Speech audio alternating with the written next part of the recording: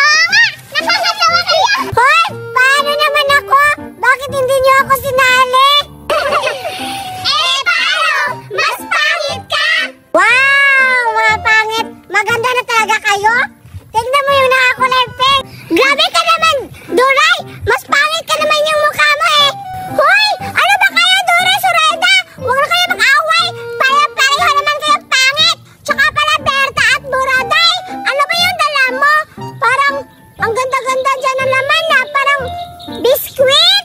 Ah, eto ba? Galing daw to Maynila, sabi ni Berta.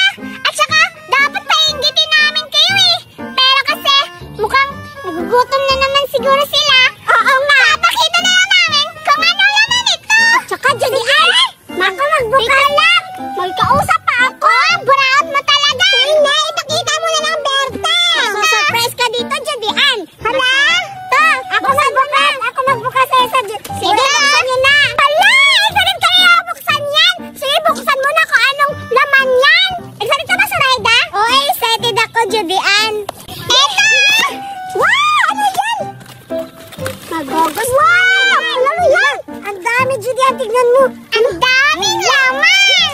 Wow, grabe, ang daming laman. Pero, Buraday, bakit ikaw yung naka-unboxing? Hindi naman sa'yo. Di ba kang Berta yan? Eh, bakit ikaw yung naka-unboxing?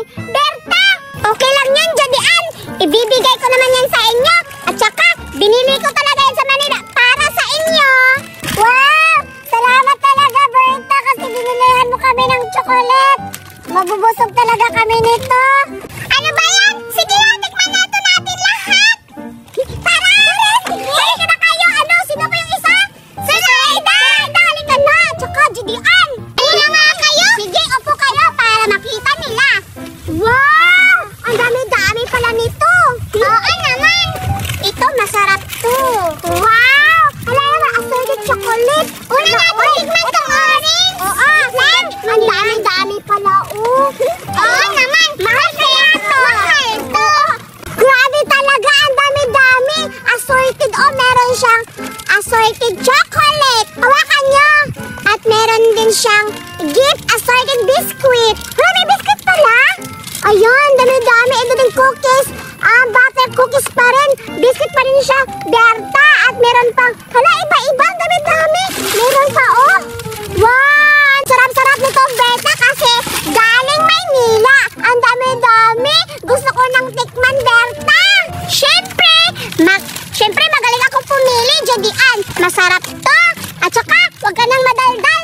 Tikman nyo na to. Kasi, magugustuhan nyo talaga to. At hindi nyo malilimutan yung tamis. Hoy, ano ba kayo? Nag-aaway pa kayo dyan? Nagugutom na ako. Buksan na natin to. Tikman na natin to lahat.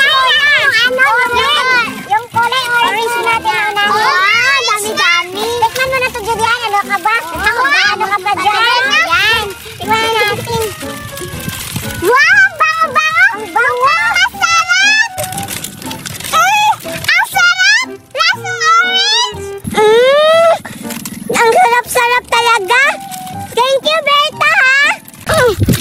Mabuti ba kaya? Nakakain na kaya? Ako hindi pa ako nakabukas dito. Wait lang. Ayan, nabuksan ko na. Wow, masarap siguro to. Titikman ko na. Ayan, may bulbul pa talaga. Ay, hindi pala bulbul. Bul naman to, Titikman ko na. Lasang orange. Salamat, Berta. Gabi ang sarap-sarap pala ng Maynila. Ano kasi? Tamis-tamis. Siyempre, magaling ako pumili. Kaya, magugustuhan talaga yung binili ko. Anong masasabi mo, Duray? Masasabi ko, Berta, salamat kasi dinalan mo kami ng pagkain. Mabubusog talaga kami nito. Uy, bilisan nyo na yan kasi gusto ko na kumain ito chocolate. Ika lang, Buraday. Gusto ko, maaapod kaya. Ano maaapod? Ito, sa Tagalog, nakalimutan ko. Hala, tag-iisa. Wow, ang galing mo. Wow, Zoraida. Isa-isa. Ito, sa'yo. Hala, gusto ko ng pink. Uy, huwag ka mamili dyan. Tagapin mo kung anong binibigay ni Berta. Nga. Gano'n ka lang, Buraday lang. Hala, huwag kang ganyan, Buraday. Sa'yo to. Yehey. Yan, wait lang muna. Ikaw. Ito, sa'yo. Yan, tsaka wait lang, ha. Yan sa inyo. Tag-isa-isa kayo. Hindi ko kasi alam. Masarap pala to, Kaya alis na ako. Hala, si Berta, Buraday. Kala ko, ibibigay niya sa atin yung mga pagkain na chocolate. Kaso, tinakbo niya,